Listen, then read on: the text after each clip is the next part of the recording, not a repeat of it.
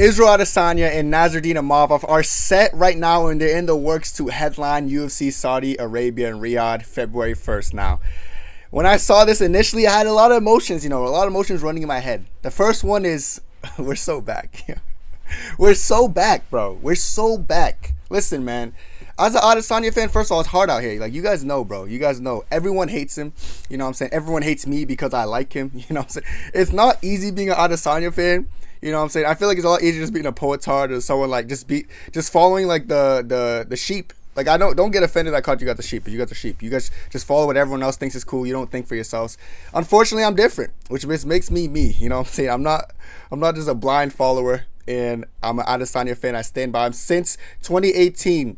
In his debut against Rob Wilkerson, I've been riding with him since then. Haven't missed a fight of his live, not in person, but live, there. And I'm an Adesanya fan for life. A lot of people were Adesanya fans initially, but you know what I'm saying? Like they were just supporting Adesanya when it was convenient, when you know how UFC fans are. But Kenny Okoye has stuck with it, and now he's set to headline the Saudi Arabia card. Now, I just want to talk about this fight individually first, because I'm going to talk about how I think Adesanya could actually make another run in 2025. But before that, I want to talk about this fight. First of all, stylistic matchup that I love. I look at this stylistic matchup and I like it. I feel like Adesanya just coming off his last fight with someone like Dricus du Plessis. That's a hard fighter to deal with in so much senses, in the sense that he's well-rounded. And he's good at everything. I'm not saying Nasruddin Imavov's not well-rounded. Could he grapple? Yes. Could Adesanya grapple? Yes. Both guys can grapple if they want to, but their fight style is kickboxing first from what I've seen. I feel like both guys enjoy kickboxing. That's their bread and butter. They go against people in their last fight who both wanted to take him down. Imavov went against Brendan Allen. Brendan Allen was begging, like seething for that takedown, just couldn't get it. And Izzy went against DDP. And DDP, he got him down a couple times, but Izzy overall did a good job defending against a bigger, stronger guy like DDP. Now, this fight is going to be a striking clash. That's what I think. It's going to be a primary striking fight. Last time Izzy went against another good striking kickboxing. The last high-level kickboxing fight in the middleweight division was Adesanya Pereira, UFC 287. That was the last time in the middleweight division we saw some high-level kickboxing. And I think this is going to be another one. I feel like Israel Adesanya and Nasruddin Imavov, who I actually love, one of my favorite fighters. So it's weird that two of my favorite fighters are fighting each other, but their stylistic clash is going to be so interesting because they both have really established good kickboxing styles. I feel like Imavov's talented, but he kind of fatigues. I've noticed in some of his fights he kind of fatigues a little bit. Probably because he's high output for a little bit, I'm saying, like a good amount of the time. But he fatigues well into the third in a couple of these fights, I'm saying. I don't think he has the capabilities of lasting with Adesanya in a 5-round fight. I'm gonna just be honest. So I'm gonna be real, I do think this is a perfect fighter for Izzy and a good win to get Izzy back in the title picture. Keep in mind, Imavov is top 5 in the middleweight division. Imavov's no slouch. It's not some kind of random bum. He's higher ranked than Brawlhalla, who a lot of people want to see Izzy fight. But this fight makes the most sense as far as the rankings concerned, because he's going against a top 5 opponent who stylistically just matches up well with him, and Izzy's not going to have that immense worry about someone like Dricus du Plessis going in there and trying to bulldoze him with wrestling and power punches and this, that, and the third. Imavov and Izzy do have a mutual opponent in Jared Cannonier. Izzy fought the better version of Jared Cannonier in 50-45 them. Imavov fought, a chinny version of Cannonier. And Cannonier was beating up Imavov until he kind of fatigued and his chin gave up on him. The stoppage itself was a little bit questionable, so I love Imavov, but the stoppage was you know what I mean? I did have Imavov by TKO, but I didn't know it looked like that. I thought Jared Cannonier would go out cold. He was still standing when he got TKO'd, but either way, that's a mutual opponent they have, and they also both fought and lost to Sean Strickland, which was, they overcame the Strickland's pressure and went on the back foot. Now, when they both fight, I'm looking at so much moving parts. The kicking element, which I think Izzy has the advantage. Boxing element, I would naturally say Imavov had the advantage if this was right after the Strickland fight. But after seeing the work Izzy did do against Dricus du Plessis, the body, head, uppercut, all these slick movements, I think Izzy has every stylistic advantage. As far as the grappling is concerned, I know Imavov has the ability to grapple, ground and pound, and submission. But it's just Izzy's seen this before. Izzy's seen good grapplers. Izzy's seen good strikers who can mix in wrestling well, like Robert Whitaker. You know what I'm saying? He's seen this. He's seen wrestlers like Derek Brunson. He's not really going to be in DDP. He's not going to really be worried about Imavov's wrestling. Imavov's not going to be the best wrestler he's ever won against. It's just not the case. Imavov's going to be one of the better strikers, you know what I'm saying? But as far as kickboxing is concerned, every single kickboxer Adesanya has won against who's has a really good kicking game, low kick and head kick, boxing, all that, from Pereira to Whitaker, these guys who can mix it up really well in the striking, Izzy's had a good time like channeling that and just combating it and countering them and just having great performances against them. So I feel like this is this is a perfect moment for Izzy to come back with some kind of knockout counter punch. Like Imavov, yeah, I think it's gonna be a later round knockout because I do see Imavov fatiguing and when Izzy gets the best of him. Of course, Izzy is an older guy, like almost he's 35 now, so like it's not like Izzy's wicked young anymore. So this is gonna be a perfect test for Izzy, and honestly think this fight will get Izzy back in the title picture. I know people don't want to hear this. It's probably like, okay, Kenny, what about the rest of the division? I get Izzy and Imavov are going to fight, but how does this grant him a title shot? What's the division doing? In this video, I'm going to answer that too. We're going to look at the whole division. So they're going to have their fight, and while that's happening, I feel like this fight should be booked next. Khamzat Chimaev versus Lucas Duplessis. And this fight, I love it. Like, I feel like, obviously, Khamzat deserves it more than anyone. You know what I'm saying? Coming off back-to-back wins against someone like Kamaru Usman and someone like Robert Whitaker. And the way he beat Robert Whitaker, like, no one beats Robert Whitaker like that. You might chin Whitaker, you know, on his some chinny days, you know what I'm saying? But Whitaker has been on a tangent, beating the fuck out of everyone, bro. Like, he's coming off back-to-back victories against Paulo Costa, who Sean Strickland thinks he deserves the title shot after beating that guy. Then he knocked out Ikram Askarov, who was a really great rising prospect, you know, had great performances against Jared Cannonier, you know what I'm saying? Paulo Costa. Like, Robert Whitaker was just beating up the whole division outside of DDP and Izzy. So, I honestly look at this fight and I say Khamzat deserves it for beating someone like Robert Whitaker that well. Like, that quickly, bro. Dude, man, that was cowabunga, dude. You know what I'm saying? It was one of those times where, like, you almost look at Khamzat like, how good really is this guy? And then, of course, Dricus Duplessis. If Dricus, first of all, look at Dricus' resume. Strickland, Izzy, Whitaker, you know what I'm saying? All these great fighters. If he beats Khamzat Chimaev, there is an argument for Dricus being the greatest middleweight of all time. Like, at this point of his career, yes. Like, that would be, he already has a title defense against Adesanya. If you get another one against Khamzat who's doing this to everyone's favorite fighters, like, you know, you just got to respect this. So this is going to be an interesting fight. But I feel like Khamzat might be too much for the South African. I love both fighters, so this is going to be kind of hard to, like, I'm not going to be really rooting for anyone. I just want the best man to win, regardless. It'd be cool if DDP wins and Izzy and DDP running back down the road, or if Khamzat wins and Izzy gets Khamzat, that'd be crazy. But overall, I'm going to say I love this fight. It makes the most sense, but I think Khamzat might edge it out. Now, you guys are probably like, okay, Kenny, what about Strickland? He just beat Paulo Costa. He deserves the title shot. Like, Strickland deserves it, man. Yeah, dude, he just deserves it, dude. He's cowabunga, bro. Beating Paulo Costa is hard as fuck, dude. He deserves it. This is what he gets for beating Paulo Costa. You get to fight the guy who also beat Paulo Costa, then went on and beat Ikram Askarov, who didn't have to fight Khamzat, but took a tough fight because he wants to be active. He's not a pussy. He's not calling for title shots. They were supposed to fight instead of Khamzat, but Sean Strickland said, nah, dude, I beat Paulo Costa. Here's the thing, guys. I beat Paulo Costa. I deserve a title shot after that. Costa's the best in the world. You fucking idiot. This same guy you're about to fight, and like, he beat Paulo Costa too. Like, you should fight the guy who beat Paulo Costa in a better fashion, not a split decision, but beat the fuck out of him. That's who you should fight. You need a split decision. He beat Paulo Costa better than you. Then he beat someone on top of that, a rising prospect, by knockout in the first round. And you have the audacity with your no hairline, cube-headed ass, fucking no aura having ass, to say, nah, dude, Paulo Costa gets me a title shot. And then his fucking idiotic, his fans are, you know, I can't be asked, bro.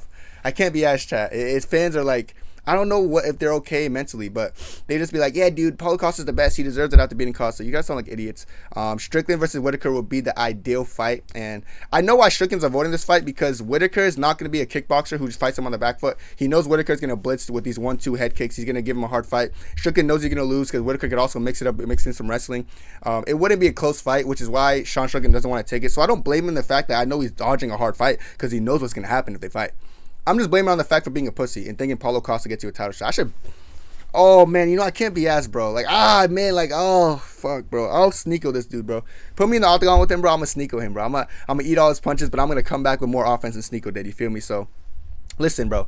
Strickland, I'm just looking at him gets me mad. I'm just looking at him right now. It's getting me mad. But Robert Whitaker, you know what I'm saying? Listen, I know he got his jaw broken by Khamzat. Not really jaw broken. It's actually teeth displacement. So it's not going to be a wicked long jaw surgery injury. You know what I'm saying? He'll be back by early next year. And I feel like Sean Strickland, instead of, you're going to be waiting for this title shot. But when it's going to be given to Khamzat, you're going to know you're going to need one more fight to solidify it. And that's when I feel like they're going to give him Robert Whitaker. Now, people are probably like, okay, but Kenny Berhalo, dude. Like, Berhalo's cowabunga, dude. He's cool, bro.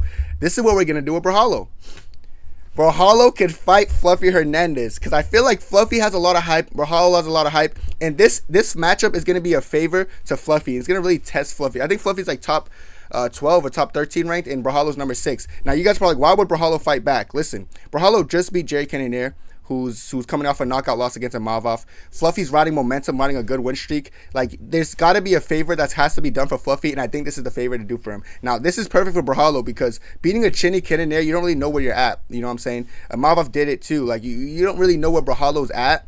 And now that Imavov's kind of probably booked to fight Izzy, he has to fight someone probably down in the ranks because everyone in the top 5 is booked. Think about it, bro. Everyone in the top 5 is booked. At this point, Hamzat, Dricus du Plessis, Israel Adesanya, Robert Whitaker, and Sean Strickland, those are the top 5 people they're booked. You're number 6, so at this point, you can't fight up because everyone's booked, so you have to fight down. And the only one looking down at these rankings, trust me, I'm doing him a favor. Giving him Victory is like a good name, but like, bro, no one cares about Victory. That guy's a bum. Like, everyone's going to want to see a Fluffy fight who's great endurance, great wrestling, great striking, same with Balo. This is stylistically, if you say no to this fight, you have no hairline in real life. I just could just tell if you're saying nah, dude, or you're saying no because you're scared that Balo might lose and drop in the ranks, which I understand. But as far as like stylistic fight goes, I feel like this fight is the best fight. Now, here's what I'm gonna say now. Like now that I have everyone named, now you guys know who all these fighters should be booked to fight.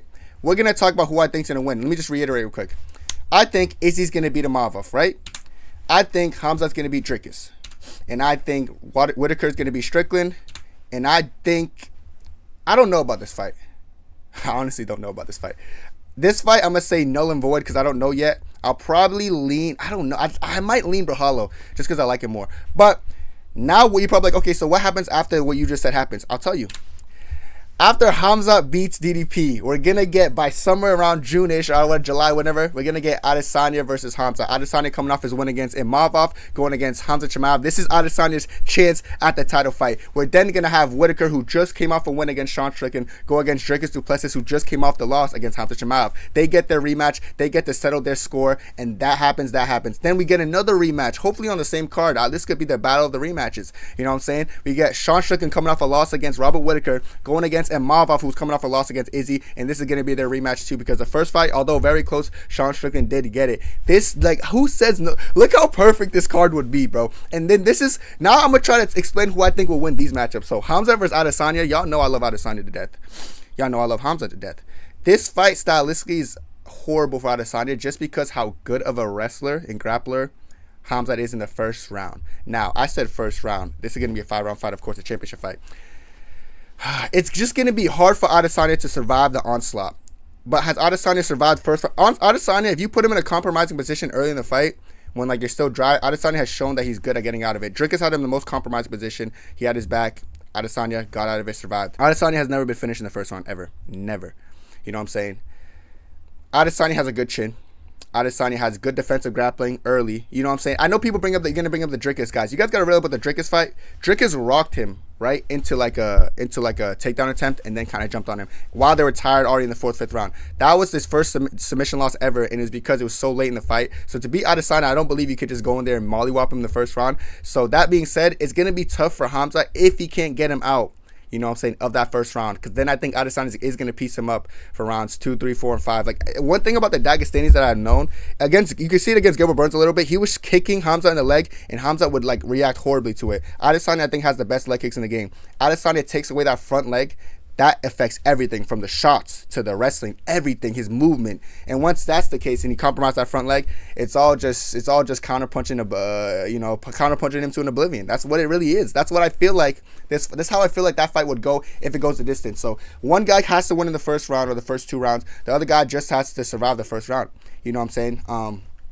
And that being said, who do I think has the better chance? I probably think Hamzat should be the favorite in this fight. It'll be a 50-50 fight, but the point is, not 50-50, it might be even like 70-30 because that first round is just going to be so hard for Izzy to survive. But if Izzy survives that round, like, listen, Whitaker probably could have survived if his teeth didn't cave in, if he had a better, stronger teeth. You know what I'm saying? I don't think Izzy's teeth going to cave in. He might face creak Izzy having in really compromised positions, but once he's going to see Adesanya standing over there, taking all the oxygens with those big-ass nostrils, he's going to be kind of worried. But I think, listen, close fight, but I can see Adesanya pulling it through and becoming 2025 champion. As far as Whitaker and du Plessis, I'll be real, du Plessis is a dog. You know what I'm saying? And I feel like you need to get du Plessis out of there for the most part, but Whitaker's a lot better of a technical fighter. He mixes up better. He took down DDP as well. People forget about that. Like, he was a better fighter against Dricus. It was just that Dricus landed a punch on his chinny chin. You know what I'm saying? You know he's chinny. So who wins this rematch? I feel like if after du Plessis loses to a Hamzat, his momentum might not be all there. So I can see Whitaker sneaking off a win on that fight, I ain't gonna lie, and taking out Duplessis. As far as Strickland and Imavov's gonna come back because he probably had a great fight with Izzy. I think he's gonna beat Strickland. Strickland's style is very tailor-made to be beaten once you have it figured out and you stop going off the back foot. So that's what I think will go with all these fights, and these are the perfect matchups. Look how I should be a UFC matchmaker, bro. And at that point, listen, Brahalo and because since Brahalo and Hernandez, I don't know the winner. I don't know where they would go next. But if Brahalo loses, that'd be unfortunate for him. Maybe he would have to, I don't know, a victory, you know what I'm saying? And if Fluffy loses, he stays. He's gonna stay in the top 13, and Brahalo's gonna get like maybe still one of these fights. I don't know. But as far as this matchmaking goes, I think I cooked. Adesanya and Imavov, I don't know. It seems like it's legit. It seems like it's actually gonna happen. So I can't wait to see that fight. And I think stylistically, it just matches up with Adesanya so well. And I feel like that's the fight Adesanya really needs to get back into it. But let me know what you think about this whole video from the predictions of the fights to Adesanya versus Imavov to like what I think would end up being the final output of before the summer 2025, which I think is going to be this. This should all be on one card. Matter of fact, Hamza Adesanya main event, and then for the main card, just throw these guys in there. This is going to be the middleweight this would be like a middleweight card only. It's like nah, but it would be mad middleweights, and I just think it'd be a fun fight. But that's it for me. Let me know what y'all think down below. I feel like I cooked. I feel like Adesanya. We could probably be seeing another Adesanya run. Imagine that, bro. 2025 Adesanya wins the belt again, then just retires, bro. Just retire. If he beats Hamza, bro, pack it up, bro. You just don't push the luck, bro. Not saying lucky, it's to be lucky, but I'm saying just don't push the age limits that much, bro. You can retire by 36, win that belt again. But that's it for me. Let me know what you think down below, and God bless. 2, 3, 4.